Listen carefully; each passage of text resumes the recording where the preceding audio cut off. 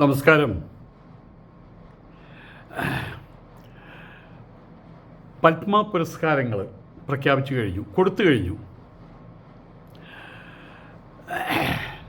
കേരളത്തിൽ നിന്ന് തന്നെ 3-4 പേർക്ക് പത്മ പുരസ്കാരം കിട്ടിയിട്ടുണ്ട്. വളരെയധികം കേരളത്തിന്, രാജ്യത്തിന് അഭിമാനാർഹമായിട്ടുള്ളൊരു കാര്യമാണ്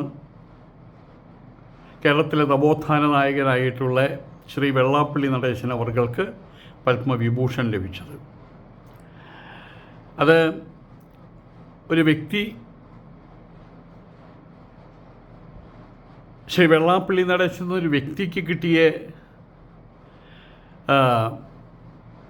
പുരസ്കാരം മാത്രമായിട്ട് കാണാൻ കഴിയില്ല. അത് ഈഴവ സമൂഹത്തിന് മാത്രം കിട്ടിയ, SNDPക്ക് കിട്ടിയ ഒരു പുരസ്കാരം മാത്രമായിട്ട് കാണാൻ കഴിയില്ല. അത് കേരളത്തിലെ മതേതര ചിന്താഗതിയുള്ള, നവോത്ഥാന നിലപാടുകളുള്ള എല്ലാവർക്കും കിട്ടിയ ഒരു പുരസ്കാരമായിട്ടേ കാണാൻ കഴിയുള്ളൂ. നമുക്ക് അഭിമാനിക്കാം. അതോടൊപ്പം തന്നെ രാജ്യം ലജ്ജിച്ച് തല താഴ്ത്തുകയാണ്. മട്ടാഞ്ചേരി മാഫിയ എന്ന ഗുണ്ടാ സംഘത്തിൻ്റെ തലവൻ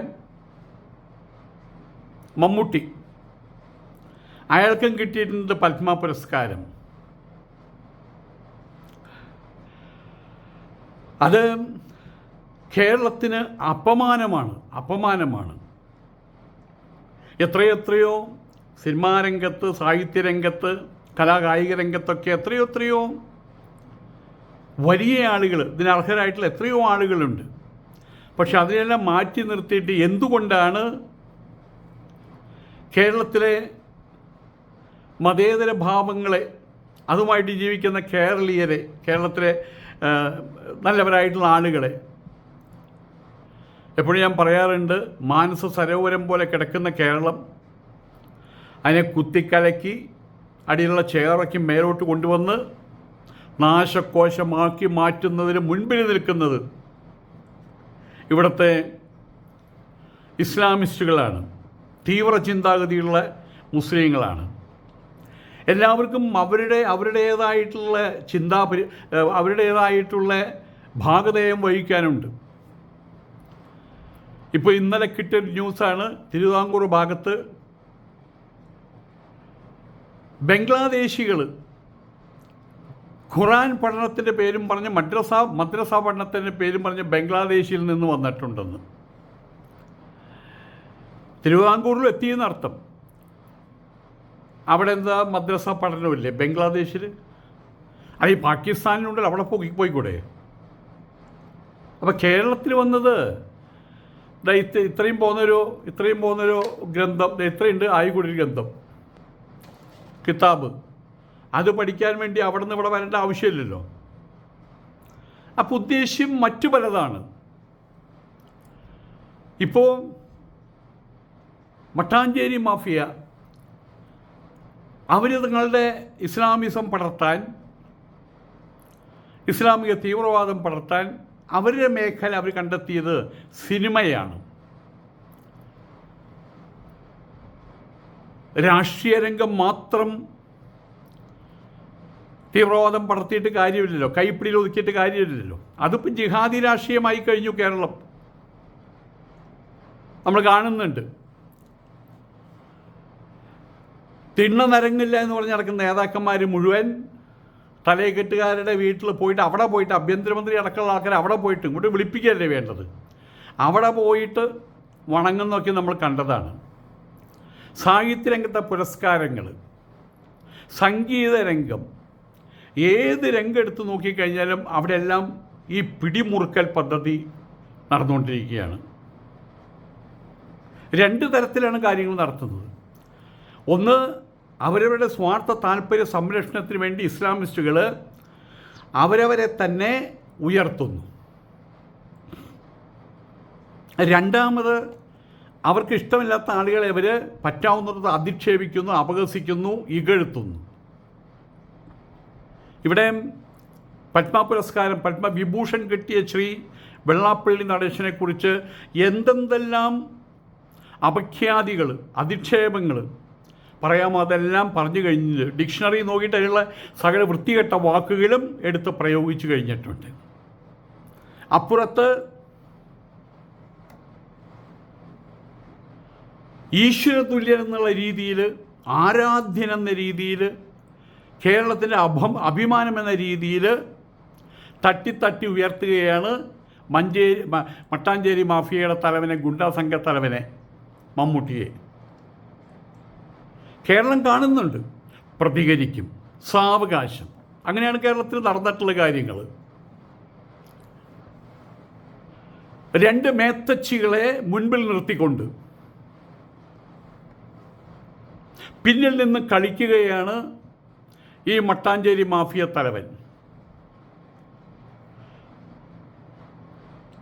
കുറച്ച് ദിവസമായിട്ട് നമ്മൾ കാണുന്നുണ്ട് അമ്മ എന്ന് പറഞ്ഞ സംഘടന.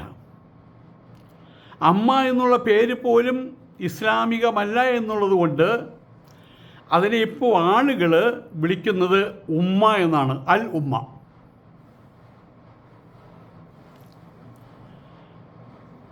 രണ്ട് മേത്തച്ചികൾ, ഒരുത്തി വയനാട്ടുകാരിയെ മറ്റുമാണ്, അൻസിബ, കൊച്ചു പെണ്ണാണ്, ഇന്നലെ വന്ന് കയറിയതാണ്. ഇപ്പോൾ മറ്റു പലരുടെയും ഈ പറയുന്ന മട്ടാഞ്ചേരി മാഫിയ അടക്കമുള്ള ആളുകളുടെയും പിൻബലത്തോടു കൂടി അവരാണ് കേരളത്തിലെ സിനിമാരംഗം ഭരിക്കുന്നത്. അവരുടെ വാക്കുകളാണ് ഇപ്പോൾ അവർക്ക് ആപ്തവാക്യങ്ങൾ.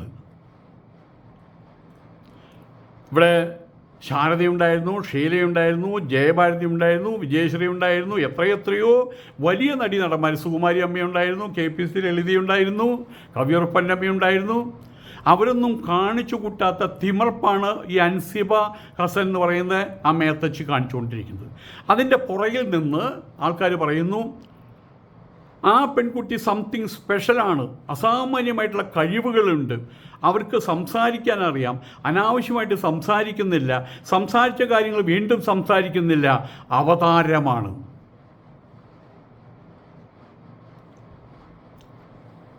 അമ്മ സംഘടനയിലുള്ള ഹൈന്ദവ രക്തമുള്ള എല്ലാവരെയും അടിച്ചു മാറ്റിക്കഴിഞ്ഞു. ഇനി ഇവിടെ കയറി വരാൻ പോകുന്നത് ഒരു ഉഷയുണ്ട്. ഉഷ പേരിൽ അവരൊരു ഉഷ എന്നുള്ള പേര് ഹിന്ദുക്കളുടെ പേരാണല്ലോ. പക്ഷേ ആദ്യത്തെ കല്യാണം ഹിന്ദുവായിട്ടാണ്, രണ്ടാമത്തെ കല്യാണം മുസ്ലിമായിട്ടാണ്. ഇവർ രണ്ടുപേരും ഒപ്പമുണ്ടോ എന്നറിയില്ല, എത്ര കല്യാണം കഴിച്ചു എന്നറിയില്ല. ഏതായാലും അവരേക്ക് മുന്നിൽ നിർത്തിക്കൊണ്ടാണ് മട്ടാഞ്ചേരി മാഫിയയുടെ കളി. അവിടെ ചെളിവാരി എറിയൽ നടക്കുകയാണ്. അതിൽ അസഹിഷ്ണുത പൂണ്ടുകൊണ്ട് ശ്വേത മേനോൻ നായരുകുട്ടിയാണ്, അവരെപ്പോലുള്ള ആൾക്കാർ വിട പറഞ്ഞു, ഞങ്ങളില്ലേ എന്ന് പറഞ്ഞ് വിട പറഞ്ഞു. കാരണം പച്ചത്തറി ഗുണ്ടായിസം അതാണല്ലോ ഇസ്ലാമിസ്റ്റുകളുടെ ഏക ആയുധം. അതിലപ്പുറം മദ്രസകളിൽ നിന്നൊന്നും പഠിപ്പിക്കുന്നില്ലല്ലോ. അത് ഏറ്റുവാങ്ങാൻ എല്ലാവർക്കും കഴിയില്ല. അത്തരം മത്സരങ്ങൾ ഏറ്റുവാങ്ങുന്ന സമയത്ത് ഞങ്ങളിവിടെ ഇല്ലേ എന്ന് പറഞ്ഞ് പോകും. അങ്ങനെ അറിയാം. അതുകൊണ്ട് അത് തന്നെയാണ് പ്രയോഗിക്കുന്നത്. പച്ചത്തറി ഗുണ്ടായിസം തന്നെയാണ് ഇപ്പോൾ പ്രയോഗിച്ചുകൊണ്ടിരിക്കുന്നത്. മട്ടാഞ്ചേരി മാഫിയ ഡയറക്റ്റായിട്ട്, പരസ്യമായിട്ട് ആണ് മലയാള സിനിമാ രംഗം കൈവശം വെച്ചത്. ഇപ്പോൾ അവർ പിന്നിലേക്ക് മാറി ബാക്ക് സീറ്റ് ഡ്രൈവിംഗ് ആണ് എന്നർത്ഥം. മുന്നിലേക്കില്ല. മുന്നിൽ നിർത്തുന്നത് ഈ രണ്ട് പെണ്ണുങ്ങളെയാണ്. മലയാള സിനിമയുടെ നാഴികക്കല്ലുകൾ, മലയാള സിനിമയുടെ അഭിമാനങ്ങൾ. ഈ രണ്ട് പെൺകുട്ടികൾ, ഈ ഹസീന, എന്താ അതിൻ്റെ പേരെനിക്ക് എല്ലാവരും പേരെനിക്ക് അറിയില്ല, ഈ പറഞ്ഞ ഉഷ, അതിൻ്റെ പേര് ഹസീന ഹനീഫ് എന്നാണ്, പിന്നെ അൻസിഫ മറ്റാണ്. ഇവർ രണ്ടുപേരും കൂടിയിട്ട് മറ്റുള്ളവരെ ഏതെല്ലാം രീതിയിൽ അധിക്ഷേപിക്കാമോ അധിക്ഷേപിച്ചുകൊണ്ട് വെടക്കാക്കാമോ, എല്ലാത്തിനെയും വെടക്കാക്കി തനിക്കാക്കാൻ പറ്റുമോ എന്നുള്ള പ്രോഗ്രാമായിട്ട് മുന്നോട്ട് പോവുകയാണ്. അമ്മ എന്ന സംഘടനയിൽ മതമില്ലെന്ന് പറഞ്ഞവർ തന്നെയാണ് ഇപ്പോൾ ഖുറാൻ്റെ പേരിൽ ഖുറാൻ നമ്മൾ കിതാബിൻ്റെ പേരിൽ ലക്ഷ്മിപ്രിയയെ ക്രൂശിക്കുന്നത്, ജനിച്ച മതത്തെ തള്ളിപ്പറഞ്ഞില്ലേ, മാതാപിതാക്കളെ തള്ളിപ്പറഞ്ഞില്ലേ, ഇസ്ലാം വിട്ട് ഹിന്ദുവായില്ലേ, ഇതൊക്കെയാണ് അലിഗേഷൻസ് എന്ന് നമുക്ക് മനസ്സിലാക്കാൻ കഴിയുമല്ലോ. അവിടെ നടമാടുന്നപ്പോൾ ജിഹാദി വിപ്ലവമാണ്. മലയാള സിനിമയിൽ ജിഹാദിസം, ജിഹാദി പ്രോഗ്രാമിൽ കിടന്ന് മുക്കുകയാണ് അവർ. സുരേഷ് ബാബു എന്ന് പറയുന്ന ഒരു സംവിധായകനെ വിവാഹം കഴിക്കാൻ പോകുമ്പോൾ ഈ പറയുന്ന ഹനീഫ് അതിനെ എതിർത്തത്, നിശ്ചിതമായിട്ട് എതിർത്തത് മമ്മൂട്ടിയാണ്. കാരണം എന്താണ്? തങ്ങളുടെ കൂട്ടത്തിൽ നിന്നൊരു പെൺകുട്ടി ഹിന്ദുവാകാൻ പാടില്ല. പിന്നീട് ഒരിക്കൽ പോലും തന്നോട് മമ്മൂട്ടി സംസാരിച്ചിട്ടില്ലെന്നും ഈ കുട്ടി പറയുന്നുണ്ട്. ഉഷ എന്ന പേരിൽ ഇപ്പോൾ അറിയപ്പെടുന്ന കുട്ടി പറയുന്നുണ്ട്. ഇതിൽ നോക്കിയാൽ നമുക്ക് വെളിവാകുന്നത് ഇപ്പോഴും മട്ടാഞ്ചേരി മാഫിയ, മമ്മൂട്ടിയുടെ നേതൃത്വത്തിലുള്ള മട്ടാഞ്ചേരി മാഫിയ നിന്ന് തുള്ളുകയാണ് മലയാള സിനിമാ രംഗത്ത്. അതാണ് നമുക്ക് മനസ്സിലാക്കാൻ കഴിയുന്നത്. സിനിമാ രംഗം പെട്ടെന്ന് പ്രശസ്തി നേടിയെടുക്കാൻ, പണം നേടിയെടുക്കാൻ കഴിയുന്ന ആ രംഗം ഇപ്പോൾ കേരളത്തിലെ ഹിന്ദുക്കൾക്ക് അന്യമായി കൊണ്ടിരിക്കുകയാണ്. നമുക്കറിയാം, ബോളിവുഡ്, ബോംബെ, അവിടെ പടം പിടിക്കണമെങ്കിൽ നിങ്ങൾ കൊണ്ട് പൈസയും കൊണ്ടുപോയിട്ട് കാര്യമില്ല. അവിടെ നിങ്ങളൊരു 500 കോടിയും കൊണ്ടുപോകണു. അവിടെ കുറേ 2-3 ഖാൻമാരാണുള്ളത്. ഷാറൂഖ് ഖാൻ, 2-3 ഖാൻമാരാണ് അവിടെ ഭരിക്കുന്നത്. അവരുടെ പുറകിൽ അവരുടെ ദൈവമുണ്ട്. അതാണ് മിസ്റ്റർ ഡി ദാവൂദ് ഇബ്രാഹിം. നിങ്ങൾ പൈസ കൊണ്ടുപോയിട്ട് കാര്യമില്ല. അവിടെ ആര് സിനിമ പിടിക്കണം, ഏത് കഥ സിനിമയാക്കണം, ആരെ അഭിനയിക്കണമെന്നൊക്കെ തീരുമാനിക്കുന്നത് പാകിസ്ഥാനിൽ നിന്നാണ് ദാവൂദ് ഇബ്രാഹിം. ഹിന്ദി സിനിമാ രംഗം പരിപൂർണമായിട്ടിപ്പോൾ ഖാൻമാരുടെ കയ്യിലാണ്. അതേ അവസ്ഥ തന്നെയാണ് ഇപ്പോൾ കേരളത്തിലേക്ക് വന്നുകൊണ്ടിരിക്കുന്നത്. കേരളം, മലയാള സിനിമാ രംഗം ഹിന്ദുക്കൾക്ക് അന്യമായി കൊണ്ടിരിക്കുകയാണ്. വട്ടമിട്ട് പിടിച്ചിരിക്കുകയാണ്. ഹിന്ദുവിന് കയറാൻ പറ്റില്ല.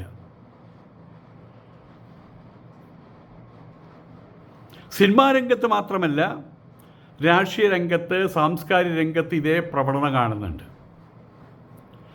ഇപ്പോൾ ഇന്നലെ മുതൽക്ക് ശ്രീ വെള്ളാപ്പള്ളി നടേശൻ അവർകളെ എങ്ങനെയൊക്കെ അപമാനിക്കാമോ, എങ്ങനെയൊക്കെ അധിക്ഷേപിക്കാമോ, ഇത് ഈ മട്ടാഞ്ചേരി മാഫിയ സംഘത്തിൻ്റെ കൂടെ ഉദ്ദേശലക്ഷ്യങ്ങളിലൊന്നാണ്. PR വർക്കിലൂടെ, സൈബർ അറ്റാക്കിലൂടെയാണ് അവർ ഹൈന്ദവ സമൂഹത്തെ, വെള്ളാപ്പള്ളി നടേശൻ ഒരു വ്യക്തി മാത്രമല്ല, കേരളത്തിലെ ഹൈന്ദവ സമൂഹത്തിന്, നായാടി മുതൽ നമ്പൂതിരി വരെയുള്ള സമൂഹത്തിന് പ്രതികരിക്കാനുള്ള ശേഷി ഉണ്ടാക്കി കൊടുത്ത ആളാണ്. വെറും മതേതരം ചവച്ചിറക്കിക്കൊണ്ടിരുന്നിരുന്ന ഹിന്ദുക്കൾക്ക് നെഞ്ചിൽ തൊട്ട് ഞാനൊരു ഹിന്ദുവാണെന്ന് പറയാനുള്ള ഊറ്റമുണ്ടാക്കി കൊടുത്ത ആളാണ്. ഹിന്ദുക്കളുടെ നേതാവാണ്. ഇവിടെ ഇന്നലെ മുതൽ TV ചാനലുകൾ കാണിക്കുന്ന ചില കോപ്രായങ്ങൾ കണ്ട ഒരാൾ ചോദിച്ചു, വെള്ളാപ്പള്ളി നടേശന് പത്മവിഭൂഷൺ കിട്ടിയല്ലേ? കിട്ടി. എത്ര പ്രാവശ്യം കിട്ടി? അത് 1 പ്രാവശ്യം കിട്ടി. മമ്മൂട്ടിക്ക് 100 വട്ടം കിട്ടിയെന്ന് പറയുന്നുണ്ടല്ലോ. 100 പത്മവിഭൂഷൺ അല്ല, 100 പത്മഭൂഷൺ. കാര്യം ചോദിച്ചു വന്നപ്പോൾ അങ്ങനെ പറയുന്നത് TV അതേ കാണിക്കാനുള്ളൂ. മമ്മൂട്ടി വരുന്നു, അവാർഡ് വാങ്ങിക്കുന്നു. മമ്മൂട്ടി വരുന്നു, അവാർഡ് വാങ്ങിക്കുന്നു. മമ്മൂട്ടി വരുന്നു, അവാർഡ് വാങ്ങിക്കുന്നു. മമ്മൂട്ടി വരുന്നു, അവാർഡ് വാങ്ങിക്കുന്നു. പിച്ചത്തരമല്ലേ അത്? അയാൾ ആരാണ്? ഒരു സിനിമാ നടൻ. സിനിമയിൽ അഭിനയിച്ചു, കുറേ പൈസ ഉണ്ടാക്കി, അയാളുടെ വീടും കുടുംബമായിട്ട് കഴിയുന്നു. അതോടൊപ്പം തന്നെ സിനിമാ രംഗത്ത് പിടിമുറുക്കാൻ വേണ്ടിയിട്ട് മട്ടാഞ്ചേരി മാഫിയ ഒന്ന് സൃഷ്ടിച്ചുകൊണ്ട് അവിടെ വട്ടമിട്ട് പിടിച്ചു നിൽക്കുകയാണ് ഗുണ്ടകളുടെ നേതാവ്. അയാളെ വീണ്ടും വീണ്ടും വീണ്ടും വീണ്ടും വീണ്ടും കാണിക്കുന്നു. കാരണം എന്താണ്? എല്ലാ ചാനലുകളും നിയന്ത്രിക്കുന്നത് ഇവിടെയുള്ള ഇസ്ലാമിസ്റ്റുകളാണ്. അതാണ് അതിൻ്റെ കാരണം. വെള്ളാപ്പള്ളിയുടെ പേര് പറയുമ്പോൾ TV ചാനലുകൾക്ക് ഇപ്പോൾ ഓക്കാനിക്കാൻ വരികയാണ്. സിനിമാ സംഘടനയുടെ പേര് ഇനി നിങ്ങളൊരു കാര്യം ചെയ്യും, അമ്മ എന്നുള്ള പേര് പോലും അതിനൊരു മലയാളിത്വമുണ്ടല്ലോ, ഒരു ഹൈന്ദവീകതയുണ്ടല്ലോ, മാതാവ് അമ്മ എന്നൊക്കെയും പറയുമ്പോൾ അതങ്ങോട്ട് മാറ്റ്. അതിന് പറ്റിയ പേരിന് ഉമ്മ എന്നാണ്, അൽ ഉമ്മ. അതാണ് ഇനി അതിന് പറ്റിയ പേര്. ഇവിടെ ഇപ്പം ഞാൻ ഓർമ്മിക്കുന്നൊരു കാര്യമുണ്ട്. ചേങ്കോട്ടുകോണം മഠാധിപതി സംപൂജ്യ സ്വാമികൾ സത്യാനന്ദ സരസ്വതി ഒരിക്കൽ പറഞ്ഞു, കേരളം പോകുന്നത് ശരിയല്ലാത്ത വഴിയിൽ കൂടെയാണ്. കേരളം പിടിച്ചെടുക്കാൻ വേണ്ടി പതുക്കെ പതുക്കെ ക്യാൻസർ പടരുന്ന പോലെ പതുക്കെ ഇസ്ലാമികൾ തീവ്രവാദികളായിട്ടുള്ള മുസ്ലിങ്ങളുടെ പ്രവർത്തനം അവർ പതുക്കെ വല കെട്ടിക്കൊണ്ടിരിക്കുകയാണ്. സത്യാനന്ദ സരസ്വതി സ്വാമികൾ കോപത്തോടു കൂടിയാണ് ചോദിച്ചത്, എടാ ജന്തുവേ,